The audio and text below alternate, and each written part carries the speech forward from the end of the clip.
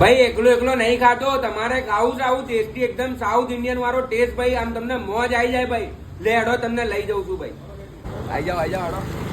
અલ્યા ભાઈ ચા ભાખરી ખાઈ ખાઈને તો કંટાળ્યો તમારો ભાઈ, તો એવી મસ્ત તળકતી પળકતી વસ્તુ લઈને આવ્યો છે ને ભાઈ આપણા નજીકના વિસ્તારમાં જ ભાઈ.